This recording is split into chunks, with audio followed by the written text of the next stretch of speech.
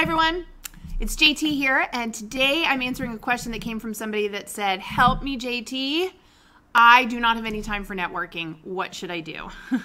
You know, I run into this a lot. In fact, I could probably claim that excuse if I wanted to, between running a business and raising a couple of kids and all the other things that are going on in my life. It's easy to say I don't have time for networking. But the truth is, networking needs to be a habit. Just like we brush our teeth, right? We shower, we exercise. There are lots of things in our lives we do for self-care.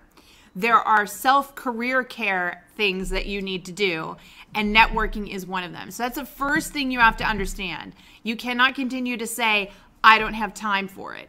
What's really going on in your mind is, I don't have enough time for it. I can't devote to it the amount of time I think that I should be devoting to it. And so therefore, I'm not doing it at all. It would be like saying, well, I can't work out for 2 hours today, so I'm not going to work out at all because I can't get the 2 hours in.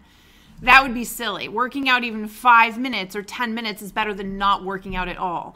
The same thing applies to networking. So for all of you out there that are time crunched, stop thinking about network in terms of this big block of time. Start thinking about what you can do on a consistent basis with micro blocks of time. I'm going to give you a great example. Years ago, I wrote an article about the 10 things that I do every workday.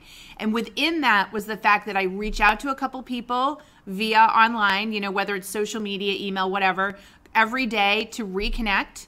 And I find 2 new people every day to introduce myself and connect with. And I do this on a consistent basis. It's just a habit. I know that I need to reach out to people and make sure, hey, how are you doing? Checking in. Did you see this article? Wanted to share this resource. What do you think of this? Keep our professional conversation going. But then I also find 2 people online and say, we've never met, but I came across you for these reasons. Seems like we share these interests. I'd love to connect and get to know you better so that I can start the relationship with a couple of people. I'm always asked, how was I able to grow my network on LinkedIn? I mean, I'm not a famous person. I'm an everyday person like you, an everyday professional. And it came down to this consistency with my networking, just slowly but surely building that up. And remember, as those people were connected to me on LinkedIn, they were getting access to my feed. So as I share information consistently throughout the day, they're seeing that. That's a form of networking. So by reaching out and connecting with people, and then by posting valuable information in your feed, you are, in a sense, automating or systematizing your networking. And while it will never replace that one-on-one quality time that you spend at networking events, it does help to foster relationships, and it's better to do a little than none at all. So my advice to all you folks out there that are making excuses and not doing any networking because you're too busy, shame on you. No more excuses. You can pull 5 or 10 minutes out of your day to work it daily. What do we teach you? And you can reconnect with colleagues. You can meet a couple new colleagues, and you can certainly populate your feed with some valuable information.